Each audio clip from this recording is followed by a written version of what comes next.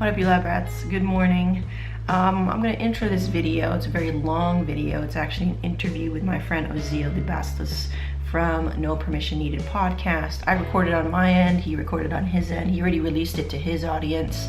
I think it's really cool for me to share it with you guys. I think you should listen to it because I think it's probably the most honest I've been about the most straight up I've been on an interview. And so I think it's really helpful to those of you who may be struggling with some of these initial things that everybody struggles with, even myself. So I'm not preaching to you guys like I haven't been there, but I think sometimes we need a very blunt reminder of getting over these little humps, these little molehills that we've made into mountains. So please enjoy this podcast interview with Ozeal Debastos interviewing me on his show. I just recorded on my end and I'm giving it to you guys and releasing it here, okay? So good things, and I'll catch you at the end. See ya. What's going on, my friends? Welcome to another great episode of No Permission Needed. You are listening to episode 18. I am your host, Ozeal, and today I have another jam-packed, super valuable, visually stimulating episode. I know it's not visual, it's audio, but check this out. Our guest today is repping for our video-loving community. I came across her work online. I checked out her YouTube channel and fell in love. Her content, seriously, y'all, top-notch quality, and has a real dope element to it. Now, prior to her jump into the online world, she graduated from college. She worked a government job and then said, hell to the no, I gotta go, and gave herself permission to start something new. And since then, she's launched a great platform called Get in the Lab, which started off as an audio project and video. And then she's got a lot of love from iTunes and entrepreneur.com, the Huffington Post, just to name a few. And she's also a #1 Amazon bestselling author of a book titled The Video Marketer's Cookbook. Dig that name. She's ready to bless us with her journey and knowledge in video marketing today. Ladies and gents, welcome to the No Permission Needed show, Meg Levu. Welcome to the show, Meg. Dude, that was dope. And you're so freaking cool on the mic, man. Thank you for that intro. Word, I appreciate that. Thank you. I appreciate it. Love. Well, listen, Chica, we've been trying to get this together for quite some time. I know we connected online. I reached out to you and we exchanged a few messages back and forth. Yep. And then I was going to, as a matter of fact, I reached out to you because I was supposed to launch this podcast last year. And I reached out, I got to get her on the show. I got to get her on the show. And now that since then the show is now officially relaunched and moving and grooving, I got to get her on the show. So I'm glad you made time to make this happen. Heck yeah, man. I'm going to make time, of course. Yeah. And, you've been crushing it, ever since we talked, because you were doing your thing. And I think I told you in the message, I was like, look, those videos are dope. I got to get you on the show. And I've been cyber stalking you a little bit. You've been crushing it a little bit, woman. So all good. All good. Yeah. Let's go ahead and rewind. When you talk about, because I'm curious. The early beginning. So you graduated, you did the job thing, you did your own thing. When did you discover your itch for content creation and sharing yourself with the world? Tell us a little bit about that transition out from the 9 to 5 into what you're doing now. Oh, okay. Well, I always been creating like home videos. So every time we went on a family vacation, I would make little videos. I would edit them in iMovie. And I didn't even know about YouTube back in the day, even though it was like exploding in 2008. I didn't mess with that shit. So I was just like doing my thing, going to school. And then I did the hazmat job, and that was cool, whatever. And funnily enough, like we had to do a video project for one of our offices. And so I decided to spearhead that, and I made it into like an Office-esque, The Office, the show, The Office, the Office-esque sort of like show or episode. And I was highlighting all of our employees there, and I had so much fun doing that. And even though the audio was crap, but I mean, there's a story behind it and just capturing and getting people involved. And I think that was the moment where I was like really intrigued with video. And so I started to make little videos. And then when I decided to quit my job, it was because of, I think, two things. One was, Tim's book. 4-hour work week. And then, Sure. yeah. And then the other thing was actually David Siteman Garland's course, Create Awesome Interviews. And so he was really spearheading back in the day, 2012, about like, doing video interviews or interviews in general. Something that's so common nowadays. But like back in the day, I was so inspired. And so 2012 was when I started making videos, and they were just really like bad. It always starts like that, right? It always starts like that. And I try to remind people that the first couple rounds, it's going to be bad. But when you're in the mentality to train in your craft and what you love, you accept that and you just take it. You just take those as, stepping stones, because that's all a part of your foundation. And I still have all my videos. They're just private now because they don't make sense to what I'm doing right now. But they're there, and they remind me very clearly of where I come from and where I started, which was like, all I have are these resting bitch face videos. Like, seriously, that's it. And like, I'm still teaching probably the same thing, like good vibes, inspiration, mentality, all this stuff. And that's when it started. It was 2012, making resting bitch face videos. That's all it was, man. It's too funny. Did you catch, because I was a big fan of David Garland. I was a big fan of his show. As a matter of fact, he was probably one of the first online, I guess you could say, content creator entrepreneurs that turned me on into this whole world. He had that show called, what was the show? Rise to the Top. Yeah, Rise to the Top. Okay. Mm-hmm. Yeah, I was a big fan. Like that's it. Here. I just consumed that, and he was the first one that did online summits. And that was like 2013, right? And so I bought that, and I was just like, man, I was blown away. And then slowly he started to kind of fade into the background. I guess he, did well for himself. And I see him coming up a little bit in the social feeds, but everybody's on it now, like social summits and online courses and interviews and stuff like that. So it's cool to see the progression of our industry just as podcasters, because I come from that world of audio only. Yeah. So yeah, it's interesting, but yeah, I consumed his stuff like nothing. I was just hooked. Yeah, he was definitely one of the early adopters. It was him and Andrew Warner. Yeah, Andrew Warner, yeah. Andrew's still doing his thing. Yeah, he's still doing his, Mixergy or stuff like that. Yeah. Yeah. And I was a big fan of his show. And I remember I reached out to him and I was like, yo, are you, anything, are you trying to get back into the interviewing podcasting platform? He's like, no, man, I paid my dues. And I'm like, yeah, he definitely did. Because I think he had, crazy.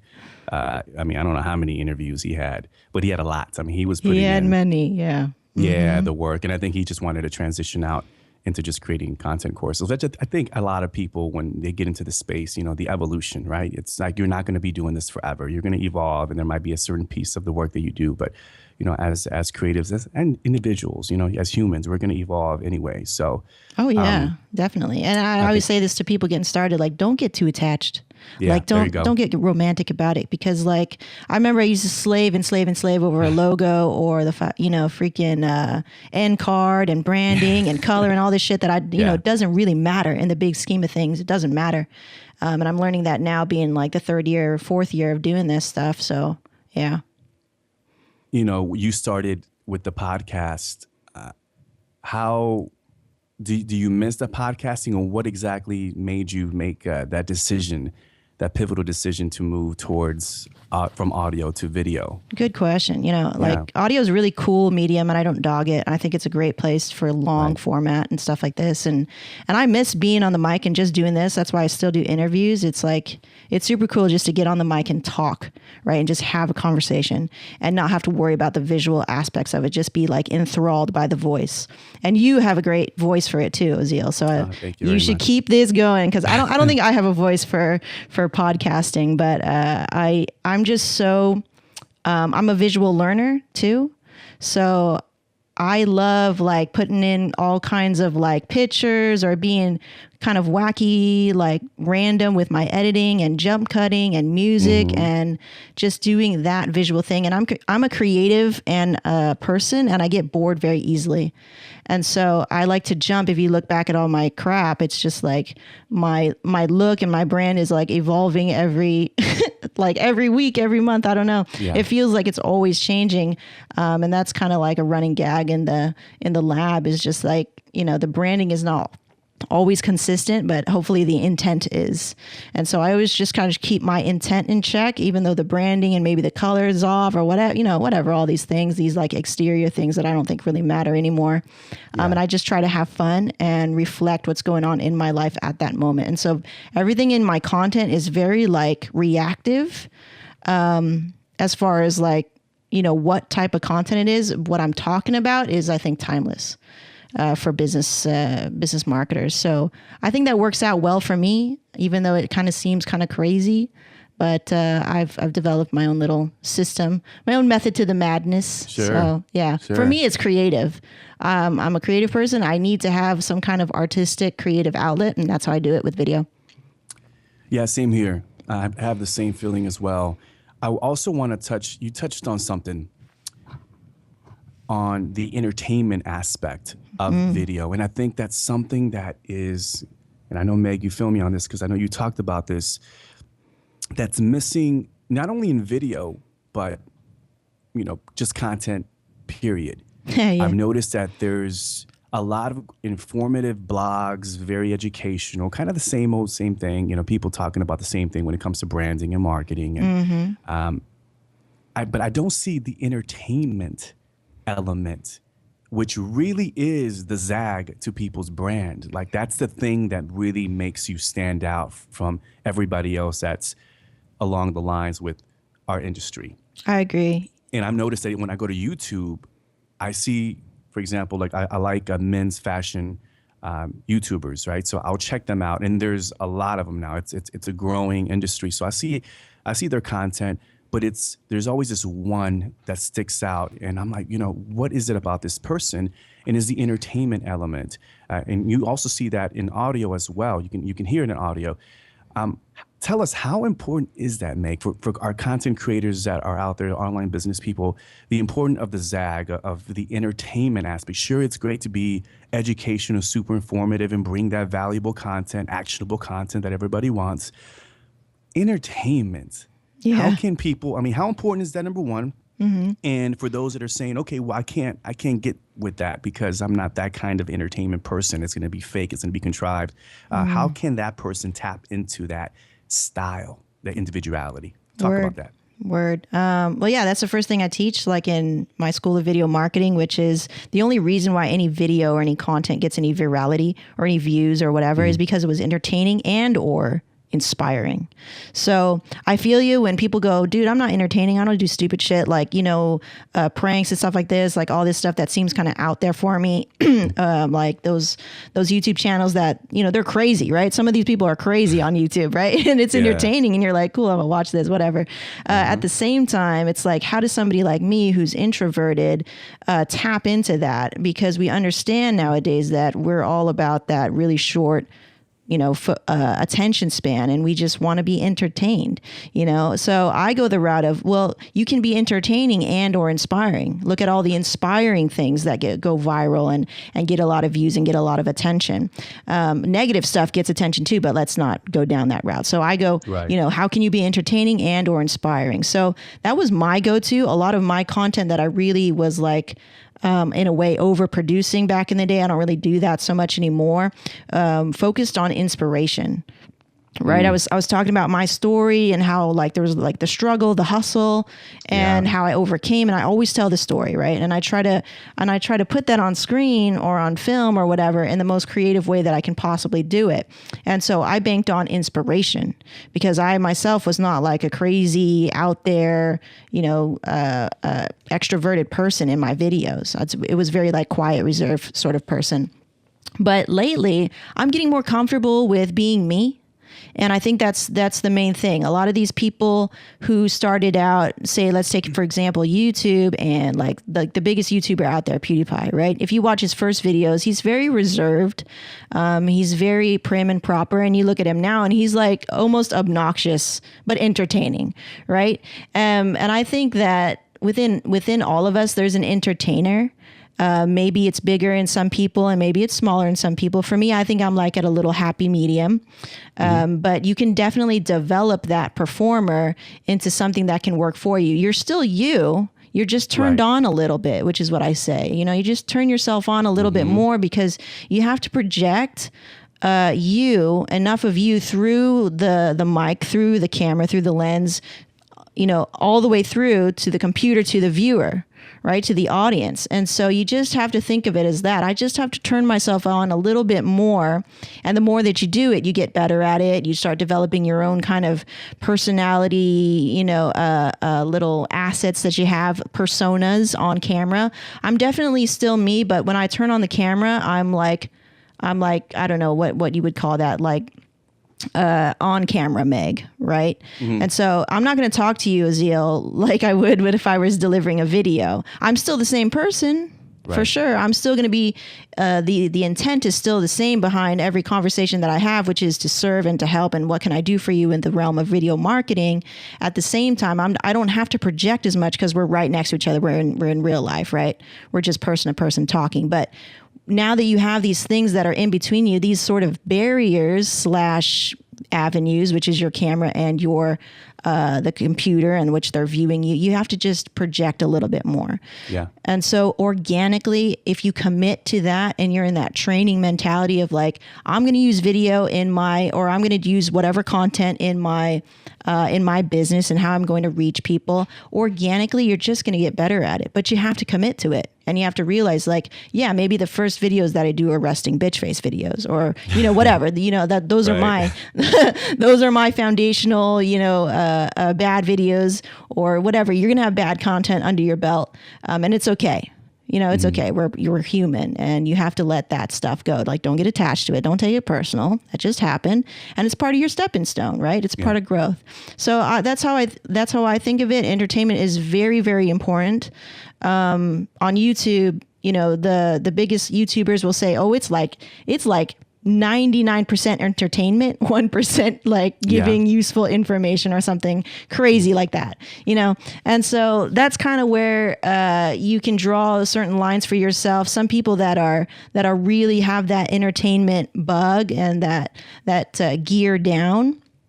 It's like Will Ferrell. If you probably talk to him in real life, he's probably not crazy, right. Yeah. But he has an entertainment gear. He shifts into that when it's time to deliver for his audience, and that's kind of how I see it. And it's very important because we don't want to waste the time of people. And so when you do that and you put a smile on somebody's face, or they are inspired, or they go, oh, that was clever, or something that, you get their attention, you've actually done them a favor. Because if you're a good content creator, after you've gotten their attention in the right way, or an entertaining way, or inspiring way, now you can deliver the message that you really want to deliver, right? Which is whatever your message is.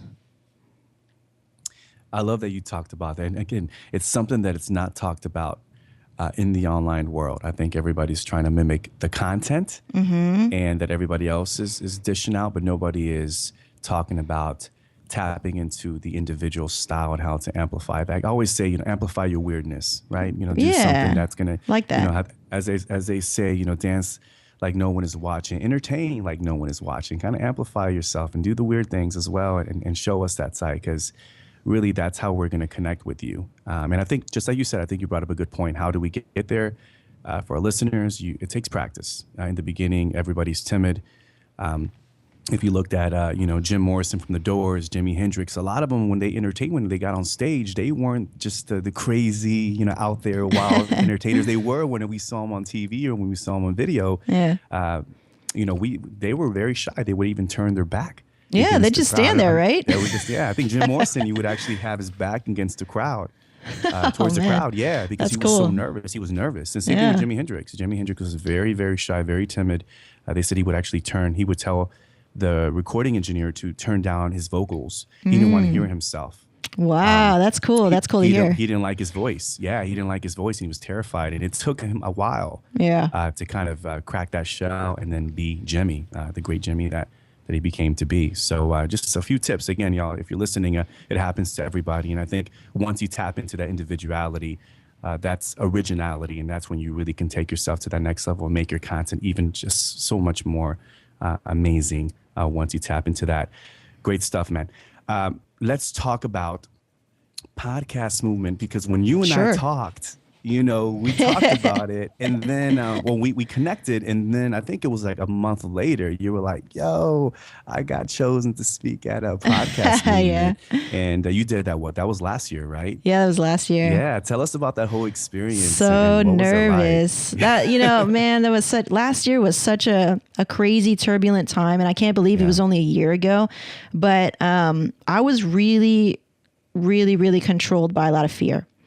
And I want to bring this up to you because I think fear is something that we all deal with. And this is I guess a question that I get asked all the time, which is, how did you conquer your fear? And they bring up podcast movement a lot, and some of the speaking things that I've done in the past and stuff like that. And I just got to say, like, you don't conquer shit. You don't conquer shit. At the end of the day, you focus on the reward. So I like to make this analogy a lot in my content because it's so, kind of present in my mind, which is climbing outdoors and climbing in general. So climbing, every climber is actually really kind of scared of the height. They're really kind of scared of falling and the climb and the different moves and the technicality and all this stuff. Like, you could die, but at the same time, the reward of summiting that climb or doing that move or learning that technique and all that stuff just far outweighs the fear. So the fear is always there. We wouldn't do climbing. We wouldn't do speaking and all of this stuff, and maybe, launching a podcast, having a show, doing video. We wouldn't do all that shit without the fear. And it just makes it all the while worth it, right? So you don't really conquer it. You just learn to move with it, and it kind of gives you like this signal, like, oh shit, man, that's a high mountain, or that's a lot of people in that room when I go speak, And I was so conquered by fear at that point. At the same time, I still was focusing like on the reward, and the reward was I get to speak to all these people, and these people get to know me a little bit more, and maybe I get to at least one of those persons make a real personal connection with somebody who understands what I'm doing here, and maybe I can help them out, right? And so I remember the first words that came out of my mouth when I was speaking, they were like super, super dry. And I could see my friend Ellery in the front row, and he threw me a bottle of water so that I could keep going. Man, I don't know. Without that bottle of water, man, I don't know if I kept going, but saved by the bottle of water. Yeah, my mouth was just so dry from the nervousness. Mm-hmm. And at the same time, I was just like, I'm here. I got to do it. All these people are here. I have to show up for them, And so I was so scared at that time. Versus now, I'm I'm much more confident in who I am. And I think as a business owner, as an entrepreneur, and I think just generally as a person, all of us are going to go through that. Yeah. I'm kind of a slow learner on that front, I would say. It took me 3 years to feel comfortable with what I'm doing and being the person that I am and what my message was, and really just kind of nailing that down and fleshing it out. But yeah, last year was just so turbulent. And at the same time, I'm so thankful because people like Jared and Dan giving me that opportunity, even though I was scared and even though I wasn't, kind of winning all the time. I was kind of like the underdog. It's like I had all these goals and aspirations, and some of the times they didn't work out, but the other times, man, I got good wins and I was able to go speak, and that was amazing. So, and now I'm reprising that again and speaking this year about how I broke up with iTunes. Love that title. I love that. So you know what? That was basically the beginning then, huh? You were kind of shedding that layer of fear when you get to public speaking. So that was kind of, and then look at you now. Now it's kind of, again, it goes back to what you were just saying, that it takes practice, right? Kind of after a while, it takes practice. It's very daunting in the beginning, but after a while, you get comfortable. Because I know it's different. It's like for me, video is very scary. Like a friend of mine's like, yo, you're pretty natural in front of a video. Why don't you do video? Mm-hmm. And it's scary as hell to me. Like behind Why? What scares you, man? I don't know. You know what it is? And I want to talk about that because I know that's something that a lot of people talked. I mean, I had a discussion with a few friends of mine. They were like, yo, me too. I'm afraid of being in front of the video. Mm-hmm. I don't know. I think what it is that you're just afraid of being just looking weird, just kind of, I'm biting my lip too much. I'm doing this or, what, I don't know what it is. I think it's just more has to do with self-esteem, honestly. Gotcha. Yeah. Yeah. And I think that's what it is. I think that's for the most part, that's what I find other people that share that same fear is that self-esteem issue. Oh, yeah. Not being in front of, and then, but, you can always edit, you can go back, you can switch it up, you can always do retakes. And I think that's something that is comforting to know. Yes. But still, for some reason, I just can't. And I think it's, am I standing correctly? Am my posture? Or what am I? If you're standing correctly? I know, right? I'm like, am I slouching? I see. Me is I'm like, are you I talk with my hands. So I'm like, am I moving my hands too much? But I think it's also for people listening, even myself, even when I listen to audio. Yeah. I'm a pretty natural conversationalist. I love conversation, but I go back and listen and I critique myself. Like I'm saying, the ums and the ahs, and it really helps you I think it helps you. I think it's self-improvement, right? Because in video, you get to see some of the things that you can improve in. And then in audio, you become a better speaker through the practice of podcasting and audio. So I think there's a lot of, there's more of a bigger benefit than the fear factor. So eventually I'll get there, but I think that's something to talk about. Dude, it's so true though. When I first started making video, you kind of cringe hearing your own voice. I always hated hearing my own voice, right? And I think everybody thought that when they start making videos, or even when they start making a podcast or any kind of content, they're like, oh my God. Or even writing too. They're like, oh, I don't want to read my writing. Same thing. And I think it goes back to just this mirror, right? We now have to look at ourselves. You have to. You can't help it. But reflect, right? Reflect and now kind of go, okay, I was there and I can be here. So every time you go to make a video or a piece of content, you're faced with a decision to be better. And I think that scares people. And I think that's it though. And at the same time, when you look at it like that, it's pretty black and white where you want to go. For me, it's just like, do I want to be here where I'm like subpar? Do I want to be here? Do I want to upgrade? Do I want to level up? And so every time I make a piece of content, I have an opportunity to level up. And every time it's like, it's a matter of self-reflection. When I go look at my vlogs from even a week ago, I'm a different person, and it's so weird. And I think it's kind of cool because seeing that growth. You see that growth and it's documented for you. And, if anything, because that's online, you just hit private or unlisted if you really don't want to put that out anymore. Like it's so easy to self-improve nowadays. I think if you're in that mindset and you're committed to being better, which is, it's just a general good rule of thumb, just to be better the next day, as long as you have tomorrow, as long as you're still living, you can always be better, which is very awesome. Like take advantage of that. If you know that, like take advantage of it. And video is a way that you can accelerate your growth. Because you can't help it. You're going to be there shooting video, you standing in front of this camera, learning how to deliver your message the way you want to deliver it. And then you're going to take it into editing and you're going to look at yourself, you're going to hear yourself, and you just can't help it. You're going to be better. And so I think if you think in it like that, it takes away maybe a little bit of that fear where it's like, dude, the reward is right there. Yeah. Yeah. It's tomorrow. It's tomorrow. It's tomorrow. It's tomorrow. Every time, every day, I get a reward. So that's kind of how I look at it. And if you can simplify these big, scary mountains of, oh, I don't want to go on video or I don't want to make content, because that shit can blow up your business, right? Yeah. Why wouldn't you want to do that? Yeah, so you have to simplify these fears for yourself. And the more that you do that and you get in the practice of doing that and simplifying the problem, that skill, which is a skill, you can transfer that into anything. What, like losing weight or, stop drinking coffee all the time, right? I'll do that one. Yeah. I mean, I'm not preaching. I've been doing that. So I've been coming off the coffee, and I'm a big coffee lover. So I understand. I understand the want. So that's kind of how I look at it. Simplify it. And you're the, what did they say? You're the captain of your own ship. Yep. Kind of deal. So why not? Like, own it. And if you move your hands a lot, Ozeal, like, fucking own it. Own it.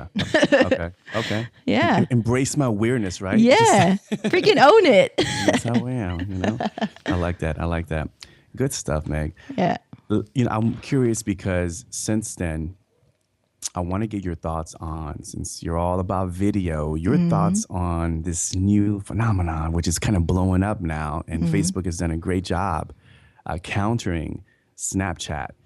Let's talk about live video streaming, because it seems like that's kind of booming right now. More and more people are getting in front of the camera. Yeah. Overcoming that fear. I'm seeing even people who I did not expect to get in front of the camera and do one of those Facebook live video streaming and of course Periscope and all that. What are your thoughts on that? And do you see is this the beginning of people getting in front of the video a lot more often? Oh, yeah. To share their thoughts. Tell me about that. Yeah, because it takes away some of that crap in the middle, which is what? The producing, the editing.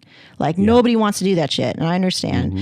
I still believe in editing. I still believe in producing a very polished video product. At the same time, I will not forget live video and Snapchat and these things that garner attention, right? So when it's live, I think we're so out of touch as human beings. We want that real interaction. At the same time, we don't want to leave our house, or we don't want to make the time, or we don't want to go to an event or schedule the time and put it in our calendar because we're lazy.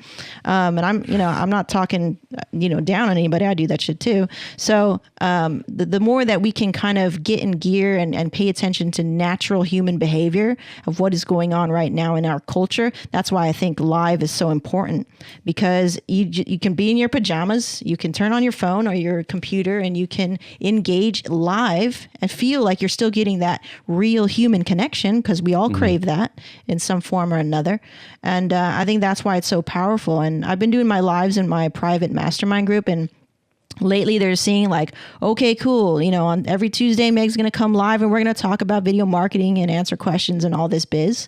And it gets a lot more engagement, immediate engagement. And I like it too, because it's immediate.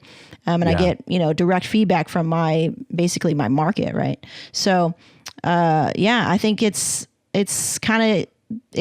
here. It's the thing to be doing. It's the thing to be getting involved in. And now I'm hearing about these ways that you can hook up your fancy DSLR and stream live from that. So I'm messing around with that. And that way, because you know how the phone looks shitty. So I'm trying to produce something that's like a lot better. And so there are ways to do that. I'm learning how to do that. Oh, cool. Yeah. And Snapchat's really fun too. I think I'm just getting on there like a month, 2 months ago. I started to really hit up get serious about Snapchat. I'm super late too. I'm super late. And I feel bad because everybody's like, yo, Snapchat, get on Snapchat, get on Snapchat. And I'm like, I just don't get it. Like and to me, I think I see the benefit and I see people crushing it. Yeah. I just don't see personally, and a bunch of friends of mine trying to get me on it. And I have an account. I just haven't done anything with it. I just think there's something about, it's just too time consuming. I don't know. I just don't get my angle where I want to go with it. I guess I just haven't figured it out. What do you think about Snapchat? I love Snapchat. You do? Okay. I like that it's going to fill the gap again. So there's all kinds of content out there, right? You got articles, you got video, you got podcasts, and those cater to a certain type of market. So for example, podcasting is long format. You're listening in your car, most likely you're commuting somewhere. So that's usually where that market is. And then you have video, and you got maybe a really young demographic, or maybe even older demographic on YouTube, and they're more visually stimulated, right? And you can go either long format, or you can chop it up, and you can be really creative, and you can produce something pretty awesome with the editing. Okay, and now you have Snapchat, where it's like quick little blips here and there about your day, and you're just telling a story. This is what my friend Aaron Pearson told me and got me kind of hooked. He said, "You're telling a story. That's it. You're just telling a story." And so even though you're not traveling crazy places like me, I'm a homebody. I usually am at home, unless I have client work or something like that. But I can still create an entertaining story and a valuable story for those who follow me, and for those who deem that it's valuable, on Snapchat, by filling in those gaps where I'm not producing, I'm not editing. Okay, there's still content to be made there. I'm not going to go long format. I'm not going to do this and that. So there are little things that kind of fall through the cracks of the content that I'm already making that is fulfilled with Snapchat. Does that make sense? Yeah. Okay. So there's probably little things that you can share within Snapchat. And I want to give a shout out to Brian S. Arnold, and he's a gentleman that found me through Kickstarter and bought the book and supported me. And then I started to follow him on Snapchat. And what he does is he'll cull all of these tools about business marketing and stuff like that, and he'll show you through his Snapchat exactly what those tools are. So he saves you time by go researching all these like cool little web apps and tools, like what's this one that he turned me on to, Deskgram and stuff.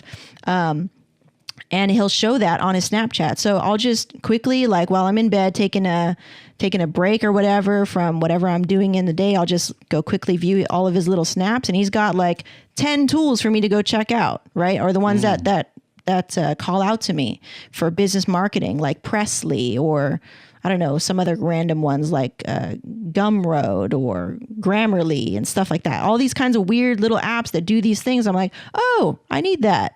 Oh, cool. Let me check that out. And so I think it's really helpful. That's a great way to be sharing, cool tips on Snapchat. And actually, he could probably repurpose that and put it into YouTube or Facebook. Okay.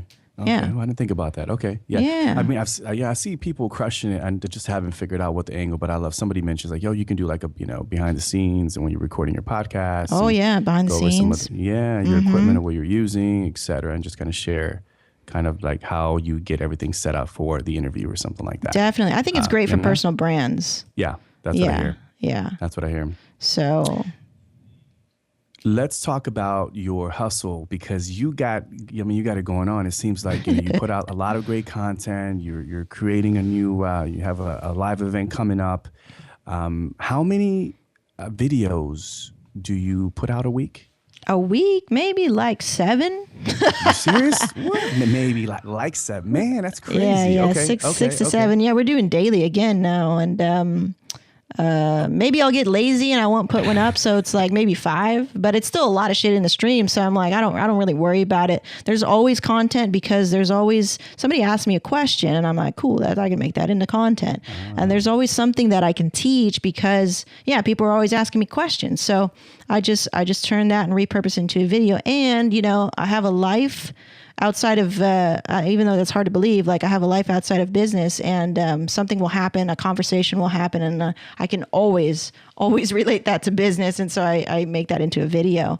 And I just like doing it, man. I like creating content. Like I swear to God, like I would love Gary Vee's job, because all he does is like talk, right? And get on the video and just be the talent. Like that's my dream, but I can't do that because I'm a solopreneur. You're doing it though. You're doing 6 to 7 videos. I'm doing it too, but I'm also doing all the other work in the back end. You know what I'm talking about? Yeah. So, I wish I could just go and make content. That's so fun for me.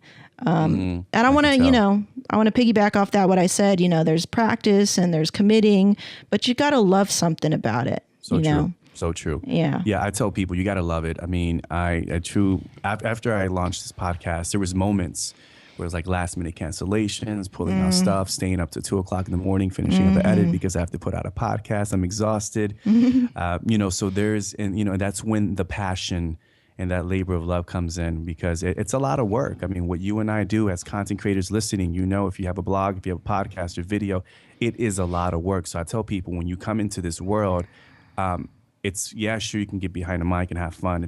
But not only are you going to have fun, but it's a lot of work. You really have to be ready to hustle. And there are going to be times where you're going to have to stay up pretty late, to crunch time to get it done. And it's going to be that passion that's going to get you over to get the work done and released on time, Yeah. So I think that's important. You mentioned something about having a life. Now, you recently got married. You got married. I did. Thank you. By the way, congratulations on that. Thank you. I'm curious how, because you put out so much content, how have you managed your relationship, your marriage, as a solopreneur? Ooh, good question. I love talking about this stuff. Yes. I'm fortunate. Yeah, I'm fortunate because my husband is also an entrepreneur. He inspires a lot of what I do. And without him, I think I wouldn't be here. So I have to give a shout out to my husband. But we understand, we first started working together because I was shooting for him for Kevin Levu Photography, our very first company, which is still running today. So we used to shoot together, and I think we're similar in that we're stubborn at certain things, and we really are. We want to be professional, and we want to put out products that are professional. And so even though we would maybe have like a fight or something, we would always make sure that the business gets kind of priority, because that's our livelihood, right? That's what pays the bills. So that attitude, and that was way back in the day when you first started shooting together, like 22 years old, 23 years old, up until now, has always been a kind of driving force between our relationship, because we understand that there's hustle mode time, that there's game mode time, right?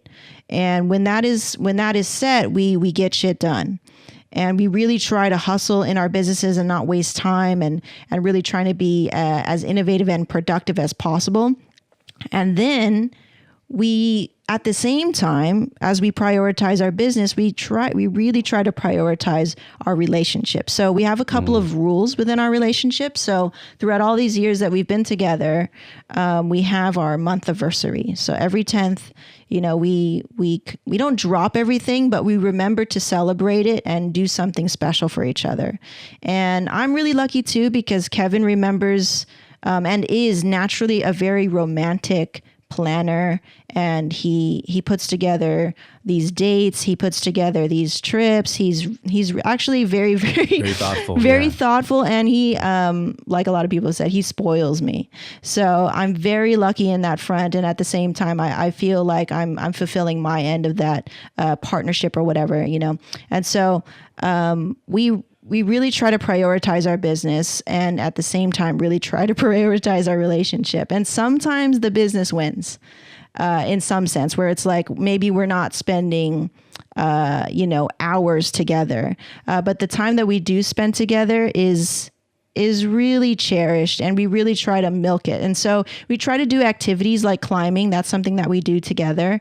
And then I always try to have cooked meals for us so that we can have breakfast, lunch, and dinner together. And if it's not together, it's probably because he's working, shooting a wedding or something like that. So we make meal times very kind of sacred for us. What else? We try to exercise together, like maybe even just taking a walk. So just trying to do activities that are good breaks, like they're in alignment with our entrepreneur life, because we need breaks from the entrepreneur life. And when we take those breaks, we try to take them together, and then eating together. So that chalks it up. Like every now and again, it's like a random trip, or maybe it's like 11 o'clock at night and we're going to Target and that's like hangout time. But yeah, that's it. And I think because we're very conscious about not having children at this point. And I'm saying forever, but you never know what happened. But so we can really focus in and be like, okay, it's business and it's relationship, it's each other. And so I think, without that added pressure of, we got married, we're not going to have children, we can still really focus on what we want together as a couple and as entrepreneurs, if that makes sense. I love that. So that key takeaway, just that communication, and then scheduling your priorities within the relationship just as much as your business endeavors. I love that. And what about the weekends? Does it overlap into the weekends, or? Oh yeah, because weekends, I know it's hard to turn it off. You know what I'm saying? Oh yeah, like most of our conversations are business related. Yeah. I would say during meal times, we're now trying to cut that out. So we've been pretty good about that, where it's like, I don't want to talk about business during meal times. And so we'll talk about something else, not related to business. So, but weekends, Kevin is usually shooting weddings. Weddings are usually every Saturday. So that's cool for me because it's time for me. So I'm either going to hustle really hard that day, or I'm not going to do shit that day. So it works out because, you need breaks from each other, and we're around each other all the time because we work together from home.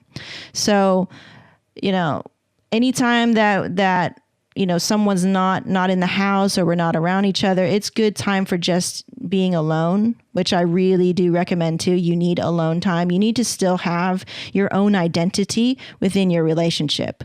Like it's cool that people really get like, let's do everything together at the same time. Like, where are you? Where are you in the relationship? Yeah. And I'm just a big proponent of, I I guess, guarding and upholding your own identity within your relationship. Because I know what that's like back in the day, where you lose yourself.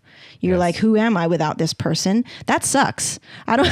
That's a very demeaning and a very powerless position to be in. And I've already been there, done that. And I just know that, from experience, that you should always, kind of guard your identity and be proud of it and have a partner that supports that. And so, we try to do that for each other. And so I think that's all about the give and take of a healthy relationship. It's when two people are whole and they come together to make something greater, right? Yes. I appreciate you sharing that personal side of your, your story, because I think that's something that's very important, especially for entrepreneurs.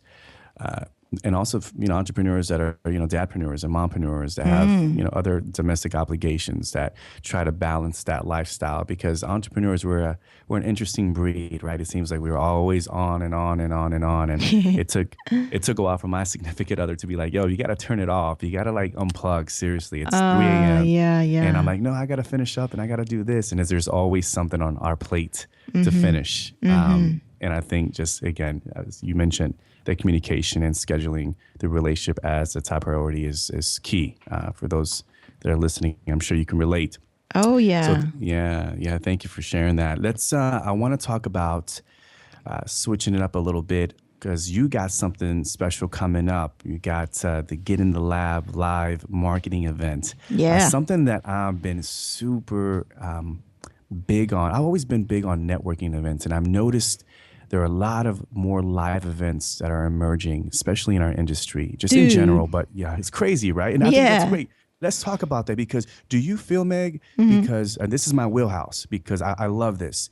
Do you feel that because we're so plugged in with social media and always online, that now the counter is emerging, where people are now yearning for human interaction? People are like, okay, podcast, video, great, but now they want to buy tickets to see people face to face and learn and do workshops and all that. Do you see that happening more and more? And do you see that as a cause because of the fact that people are so plugged in, that they're tired of being plugged in, that they want to have face to face interaction? Let's talk about that, because that's something I'm real passionate about. Yeah, I think it's always been there. It's like when you go to see a movie, right? Or you maybe you're a fan of I don't know, Brad Pitt. You're a fan of Brad Pitt, and then maybe you have this opportunity to go to the red carpet and see him in real person, and then you're like, oh my god, I think it's that. It's we love being plugged in. I love being plugged in. I mean, I'm not going to lie. What do you do when you wake up? You check your damn phone. Yeah. Don't lie. Don't lie. You do it too. You do All it right. too. You listening to this. I get mad. When I see Kevin check his phone, but then I'm like over here on the other side of the bed checking my damn phone. Yeah. I'm like, you check your phone. You don't give me a kiss first. So I take it to the restroom. I don't know if you do. I'll be taking it everywhere, man. Exactly. Everywhere. So, I think we love being plugged in. At the same time, we love that IRL, right? That in real life. Like, ooh, there you go. Yeah. That there's that person right there. I still get a thrill from seeing Pat Flynn every time I run into him at every single event that's there. Like, he's at every event. I'm like, holy crap, man, here you are. And it's so cool to just make that human connection, because you have the screen, and like I said, it's both a bridge but a barrier. It's a bridge and a barrier. So you're getting to break that barrier when you go meet somebody in real life and talk face to face with them. And it's a two-way street now. It's not just a one-way street of this content creator that you've been following and they just been spewing content at you. So with Get in the Lab Live, my live event, it's going to be here in Huntington Beach in California. I get to bring together all the people that I feel that would be helpful to my audience here. And we just get to jam in real life and learn about your business, and then help you grow your business and do it in real life. And I think there's really no other level other than that, that one-on-one. And even with my consulting, like we do that, over Skype. But then if we were to meet in real life in person, like we went to the studio and you guys sat down with me and we met in real life and I could see like we were writing down stuff on the whiteboard, like that's a different energy. That's a more powerful energy. It just reaches that much more deeper. And so I think that's why live events are going to be happening more and more. I want to see, or what I'm pushing to do is do more frequent, smaller events, because not everybody can come out, you know what I mean? But at the same time, I get a thrill from putting on these events and meeting people in real life too. And, it doesn't have to be all the time, but didn't you get a thrill from like the first day of school and, hanging out with friends and wearing your fanciest shoes and gear and whatnot, and like, check out my folder and my cool new backpack, right? Like, it's the same, same energy, right? Yeah, like we never kind of grow out of that. And it's just because we're human. And so we crave that connection, no matter how introverted we are, we still crave that connection. So yeah, I love live events. So it's going to be a workshop style. And how much are tickets? Tickets, you can get a deal right now. Okay. By using my friend's code. It's called Dominance. So you enter in this Dominance code and you get like $400 off. Nice. Yeah. Nice. So that's a crazy discount. And I'm in the position to do that because we have wonderful sponsors. Like shout out to Thinkific, shout out to the venue that we're holding it at. It's this crazy cool venue. The venue is called The Venue. Oh, really? They're clever. They're clever. Yeah.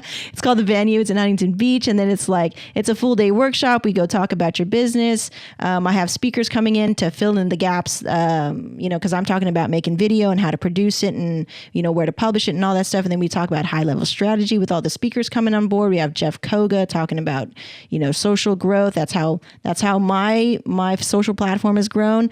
We have Amanda Mogg talking about systemization. I'm working with her. Marcos Orozco, who got me to, #1 best-selling author in Amazon. And then we have Aaron Pearson, Snapchat God that I was talking about, talking about disruptive branding, really slick branding, really slick design. And they're all coming in to talk and support what we're doing here in the lab and giving to my audience over here and bringing their audience along. So it's going to be a good time. And then it's like drinks and potty times after, man. Look at that. Yeah. Are you doing this solo, or how much work? Dude, have you put into this? I know I've put in live events before, and I know it's a lot of work. But, it's so much work. Yeah, it is crazy, right? We have other sponsors coming in, like my husband's company's coming in, Coverve, and doing some like creative portraits for people. So if you wanted to do like an ad for yourself, you can go ahead and create that there, and then Jeff teaches you how to use it, like what to put behind it as far as Facebook ads and stuff like that. I've been very successful with using ads on Facebook and driving traffic and building my social presence. So we're going to talk about that. The work is crazy, man. It's like it's like 3 months before you even announce it. And then it's like the 3 months of marketing in between. And then it's the actual day of. The actual day of, that's a blast, right? That's super fun. Sure. Usually all the dominoes are set up. Yeah. But before then, it's a lot of anxious stuff. It's a lot of building hype. It's a lot of, getting people in the door at the last minute. And I'm learning that's how events are. At the same time, I'm like, dude, the reward, like I'm telling you, the reward is worth it, is worth all this headache and this blood, sweat, and tears. Because when you're able to help somebody in person, even if it's like one person who really was like affected, then it was worth it, all of it. True. Yeah, that's how I see it. And so I can't wait for that moment because I know that's going to happen with at least one attendee where it's like, holy crap, my business has changed incredibly. Complete transformation. Yeah, for sure. Yeah, I know that's going to happen for at least one person. So, I'm looking forward to it. We're right there in the thick of it. We're in the middle of it. We still got a couple of months before it's on August 14th, before that date. And so we're just hustling to get, tickets sold and get people in the door and all kinds of stuff. But yeah, events are crazy, man. But I love it. Like you're going to podcast movement, right? Like that's going to be a good time. Yeah, I was at WDS. And again, for our listeners, and you can check out this live event at getinthelab.live.com.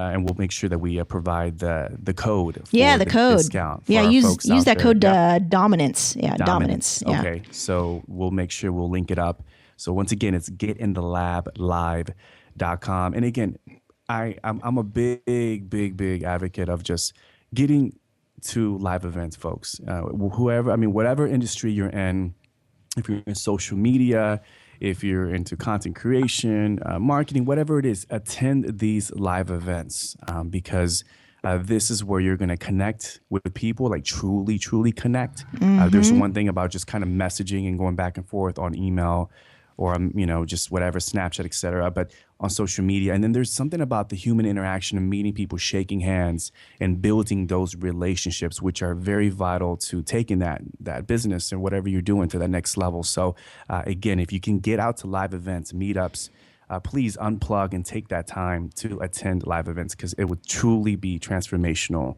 And I know Meg can attest to that because she's been to numerous live events and I as well. So once again, getinthelab.live.com. We'll definitely make sure to promote and show it some love, Meg. Thank you. I appreciate that, man. No doubt. Let's talk about, because I asked some questions for some folks we have a private Facebook group called A Tribe Called Yes. It's called Yes? I love it. My little ode to a Tribe Called Quest. Oh, snap. I love it. I love it. I wanted to make it. I want to kind of parallel the no permission needed for people that are taking action and saying yes. I like that. I like that. We have a nice little community. I just started. It's building. It's growing. And I asked, they asked some questions. I asked them, do you have any questions about video marketing? And I did. Cool. Get some replies. So George wanted to ask, how to get started with video marketing creation and how much does it cost, Meg? I think that's a big question that a lot of people have, the expense and how to get started. Talk about if you can break us down, break it as far as the basic setup and how to get started. Where do you want to take it with that? Sure. Okay. So video marketing, that's a big thing, right? That's a big nebulous thing. So I teach people video marketing, but the first thing, because video marketing entails a lot of things. It entails ads, brand, design, content, what else? Podcast episodes, all this stuff, right? You can spend all your time doing that, but if you don't have this one thing, you're kind of wasting your time. You're kind of being aimless. And I did this for like 2 years. Okay. So this one thing is called clarity. You need clarity in your business. You need to know where you're going. So I usually break this down in my free webinar training that I do every week nowadays. One is assess what your assets are. What are your assets? Where do you stand? What's your baseline? Okay. Number 2 is don't plan, strategize. You need to figure out a strategy because plans are very linear. It's A to B, B to C, C to D. Okay, strategies look like this. If this, then that. So if somebody doesn't watch my video, what happens after that? If somebody does watch my video, what happens with that? Okay, so it looks more like a branching sort of thing, and that's more akin to real life. And I make this analogy too, which is, planning looks very street level. It's like traffic. You can only see the first move in front of you. But if you rise above and you get into the stratosphere and now you're in satellite view, you can see everything. You can see routes around the traffic. Okay, so you need to develop a strategy. All right, the next thing that you want to do is develop your trump card because it doesn't matter your camera. It doesn't matter your, fancy equipment mic. It doesn't matter your tripod, your set and all this stuff. That doesn't matter because you have this trump card if you develop it right. And the trump card is how you deliver your message. Everybody has this card in their back pocket. All right. So if I lost my, if my camera broke tomorrow, if I didn't have my cool mic, and I was only left with my phone, everybody's got a phone, I could still deliver the message that I would want to deliver and still have my business running. Okay. Because I have developed my trump card, how you deliver your message. So I start right there. That's finding clarity within your whole scheme, because without clarity, you're going to be making aimless content, right? And maybe like me, I created content for how many years? And I didn't know where I was going with it. I didn't know what to do with it. I didn't know how to point people to the right place and how to collect emails and how to build a list and how to set up a proper sales funnel. Okay. So with video marketing, that's a very broad question. So I'm going to answer it kind of broad too, which is find clarity first.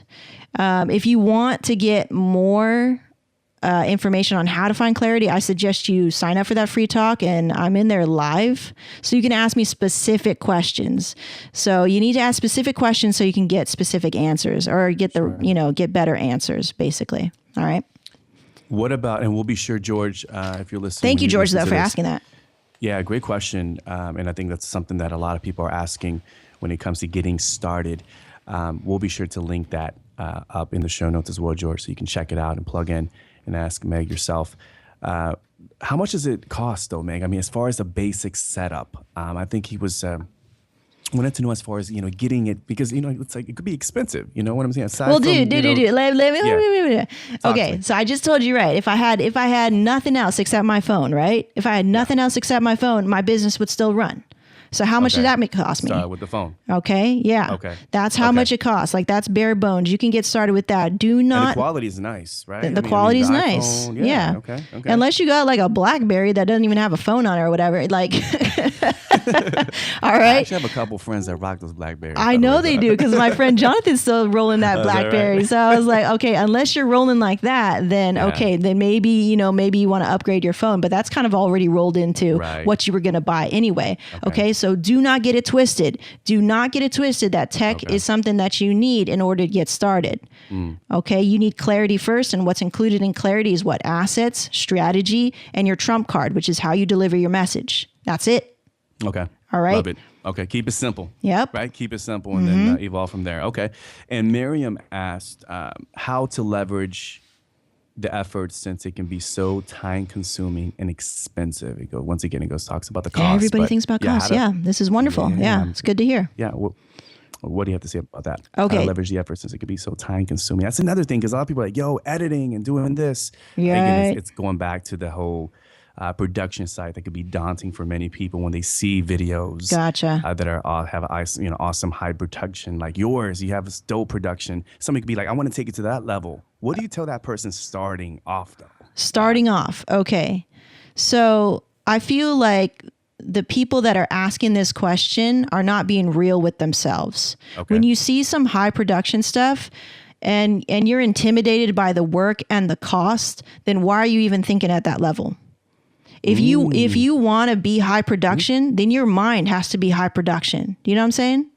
Right. You need to rise to that level mentally. You need to be ready for what that investment entails. Okay. And they're not ready for that yet. Yeah. Right. Be real with yourself. And that's okay. Right. Like, that's okay. But you need to realize you need to be straight up with yourself and say, okay, that's high production. That's high level shit. That looks dope as hell. Now I need to prepare my mind. I need to prepare whatever revenue streams and cash flow so I can pay for that and invest in that. All right. I think that's first and foremost. That's the mentality, right? Everything stems from the mentality. So if you're not ready to go there with investing into better, like higher quality, higher production, which you don't need to do when you're getting started, right? That we talked about live in this interview. You could set up your phone, put it on a stand somewhere so you're not shaky cam crazy, and then hit record or hit live, go live. Okay, that eliminates your editing, that eliminates your even publishing. All you have to hit is what? The word done at the end of it. Put a link in there and you're good to go. Okay. Is there an app or something that maybe where you can add some editing once you recorded it on your phone that you can add text and all that good stuff? Into a live video? I think there is. It's called a recorded video, yeah. For live, I just downloaded it. Where is it? It's called, this is a free one, and you should kind of mess with this. You can research this, Miriam, which is OBS. And this is a way that you can actually stream from your like DSL camera or, something like that. But anyway, this is something that you can use to actually brand your live videos. This is what I'm going to experiment with this. I haven't yet, but you can even put like your logo in the background or overlaid, right? So I think that's really cool. And I think that's what the next step is. People are going to get wise to these softwares where you can stream and add all kinds of cool things like text and overlay logos and all kinds of stuff. It's going to be dope. Okay, I'm looking for it. OBS. Yeah, OBS. That's what the web. It's an app that you can download, or it's a software that you can download. It's for free. OBS. Okay. Yeah. Okay. I'll be sure to check that out. Yeah. So again, and I got some other questions via email, but they're all related. And folks, I guess, and they're all related to cost and time consuming. And I think that is The time. Yeah. Yeah. Let me hit on that. Okay. So if you're concerned about editing, if you're cool, like you're like, cool, I'm ready to go produce content, but maybe the editing is going to eat up my time. There's two ways. Okay. One way is you go hire a freelancer and go edit it for you. And then maybe somebody in India will be really cheap if you don't want to do that. Another way, okay, this is how I do it, is I'll choose a day out of the week where I'm going to sit there and record and edit. So I'm only in like video producing mode only. And so I single out a day or maybe even a couple hours out of that day. And that's all I do. And I batch it. And I just commit to that. It's just one of those things. It's like, say your kid had to go to soccer practice. What do? You make time for that shit, right? Mm-hmm. Every day at 5 o'clock, he's got to go to soccer practice. The same thing. Okay. So you just commit to it. That's all it is. People don't get it twisted. Like, oh, I have to make time for it. Yeah, you got to make time for it. What the heck? Yeah. Be honest with yourself. Of course, you got to make time for it. That's really all it is. Okay. I like that. Yes. I love the way you just break it down. So real. You keep it real. I keep it real, man. Yeah. Just schedule it. Once again, schedule your priorities. And if it's something that you're passionate about, you'll get it done.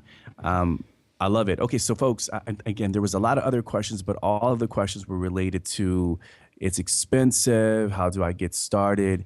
And I've never heard that advice because I've always heard people share and recommend cameras and I'll recommend all day long, but I feel to get started though, if you're listening, and that's great advice for myself too, man, because I was thinking about that too. To get started, just get your feet wet with just getting comfortable in front of a video camera on your phone, and then worry about that and just build from there. Don't try to go and go for the high production, because you're right. I love that. The mindset is not there yet. So why are you trying to get to that level and feel like you need to get all that equipment to get to that level when you're not even when a lot of us are not even comfortable with getting I did that too. Okay. I'm not trying to preach to you guys. No, a lot of people do. You know, I had all the best equipment.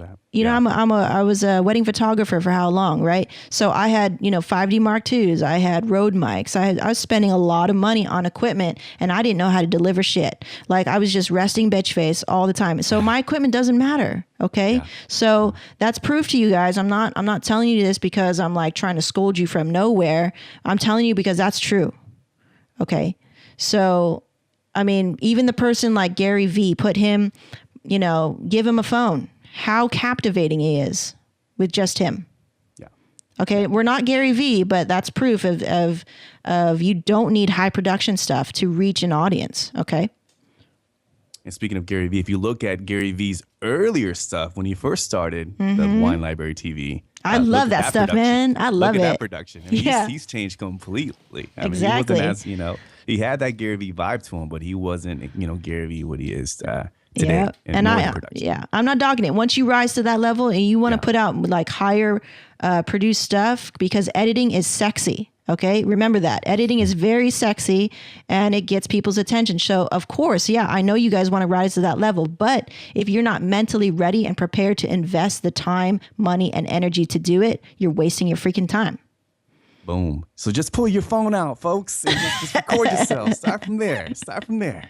Yeah, man. Yeah. We got to crawl. We got to crawl first. Yeah. Let go. Don't get too attached. Don't take it personal. Yeah. You're going to evolve. You're going to be better. You can't help it if you keep going and if you're committed. Great advice.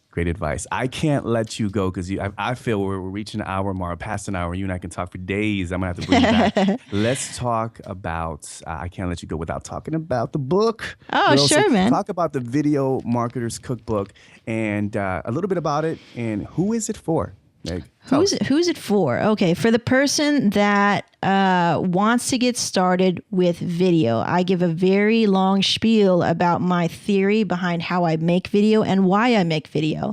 And more importantly, why it's effective and why it got the attention that it got the attention for, So I've used video to build my social presence and my personal brand over the last only couple of months, I would say, because I've been kind of like moseying around aimless, like I told you guys, for like 2 years, just making content, not really knowing how it fit into the big scheme of things until I started to meet new people And that's very important too, which is, get out there, go to events, meet real people who can help you. People who invested in me now and who have mentored me now and have coached me into the person and entrepreneur that I am today. And so with the book, it's for that person who is intrigued by video, but they're like, how? They're like, I want to do that, but like how? And I give a very clear, I guess, sort of theory. Like I said, a theory and a foundation of what you can do with video and what I have done with video in order to get to where I am. And so it's a play on cooking because I love cooking. So it's a play on a cookbook. And I kind of meld it into my best recipes as far as video, like how to create video and the videos that I've used and been successful with, like, the video podcast or video ads or video highlight reels and stuff like that. So it's got a couple of recipes in there. And it's just a sort of basic overview of how I view videos in the big scheme of things and how they work to propel your business in terms of marketing. So it started actually when Jared said to me, you should write a book. And a lot of people said to me before this too. They said, where's your book at? Especially after I spoke at a podcast movement. And I was like, I don't know. And then in a matter of like 2 months, I had it written. And this is a disclaimer because I love to write too. So not everybody can write a book in 2 months, which I understand. But I was just really enthralled by the idea of actually writing a book this time because I had people in my corner that could help me propel it to where it was or to where it is now. And so I felt very confident about what I could do. And just, I've been in the space for a little bit. And so I felt confident in my service and what I had to offer and what my message was after all this time. So it just came out of me really quickly. And I've actually written books before and nobody viewed them or saw them or anything. So I've just been in the practice of writing for a long time as well. So that's kind of my little caveat as far as to getting it out there so quickly. But it started last, January? This year, just the idea started this year and the actual work just started this year. And so sometimes it takes people a long time to write book, but I was fortunate enough to have the people in place and the mentors in place to help me get it to where it was. So, and we weren't number one when we first launched in Amazon. It was kind of an accident launch. I talk about this very openly in a couple of blog posts and I break down everything that happened. A lot of it is kind of hazy right now, but we were number 2 for like 2 weeks. And then after that, after really hustling for it, we got to number 1 in Amazon. And then I said, let's run this as a Kickstarter campaign because I want to make a pretty book because I'm all about the pretty thing. I love to design my own stuff. I design everything that you guys see that's out there that's attached to me. So it was really important for me to have a real book and to hold it in my hands and to have it be color printing on the inside and all this stuff. And so we did that and we had a successful funding there. And then I was able to capture everything in my vlogs and my behind the hustle vlogs and send those books out. And that was one of the coolest moments ever. So yeah, that's the book. And it's still selling at $9.99 on Amazon, which is cool because I was having it at like $1.99 for the longest time or $2.99 for the longest time. And then we jacked the price up to the full price and it's still selling every day. So that's really cool.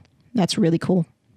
When you mentioned about the whole how it just came out in 2 months, yeah, I was thinking it was ready to be delivered. Yeah, it was time. It was time. Sometimes, because I come from a music background, so I used to do a lot of songwriting. I know there were some songs that just you are such the R&B man. I feel like I could listen to your album right now. It's like it's so smooth. It's like chocolate, man. Ooh. Hey, stop it.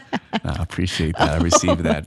But I could totally relate to what you just said though, because it was just ready to be delivered, and you got it out there. So. For our folks listening, the Video Marketer's Cookbook, which, by the way, dope name. Love the metaphor, Meg.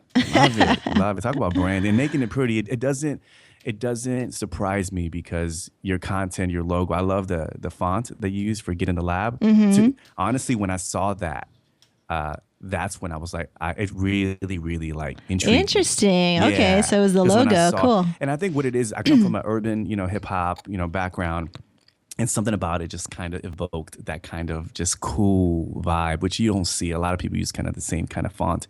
But when I saw that, I was like, whoa, this is pretty dope. Oh, that's branding. cool, man. That's cool Yeah, feedback. yeah, I never yeah. even I always go intuitive when I design. Sure. So I didn't even have those words on my mouth as I was designing it. But that's really cool because that's exactly who I am. I'm like, I love hip hop. I love R&B. Like that's my jam. So cool. That's nice to be validated. Yeah, definitely aligned with your personality. So you definitely nailed Awesome. the brand for sure.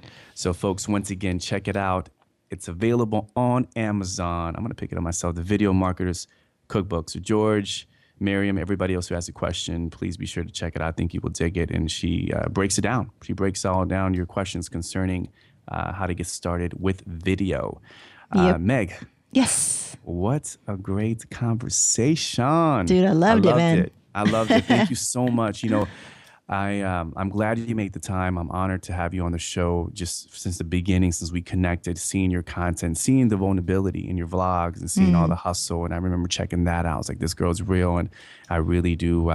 You were experimenting a lot with a lot of business ideas and affiliate marketing. And I loved all that content. Oh, snap. Back in the day. Yeah. Remember that? Remember yeah. that? The You were niche, doing the that? You niche were side. Yeah. experimenting. You were doing that.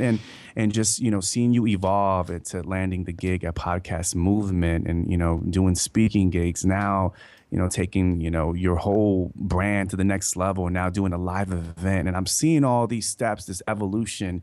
And I know it's not easy. Folks, she shares her story. Listen, I also as well with the relaunch of the podcast, not, dealing with procrastination, dealing with fear. These are obstacles that we still have to overcome. And I love that you shared that online and you weren't afraid to share that with the world, and also seeing the evolution and seeing the big wins that you've gotten within the past couple of years. So I just want to acknowledge you for being awesome, and for continuing to put the work out there, for giving yourself permission, once again, to keep on pushing and creating and sharing with the world. So much props to you. And I'm looking forward to connecting with you live. Yeah. One day in person. I'm sure we'll bump into each other at a live event and Podcast Movement. Woohoo. Yeah, that's right. That's right. See you there. So thank you once again. And folks, everything will be linked up in the show notes, of course. So you don't got to hit pause for this because everything will be at thinkozeal.com/18 and getinthelab.me is the URL. So check it out. Once again, getinthelab.live.com for the live event in August. Much love once again for listening to No Permission Needed. Folks, if you are not inspired and moved by this conversation, I don't know what's going on. Thank you, Ozeal. I love it. You're wonderful. Love you, man. Thank you. I love you too. Much love. All right, guys. We'll see you guys in the next episode. Have a great weekend. Remember, give yourself permission to start something today. Till next time, peace and one love.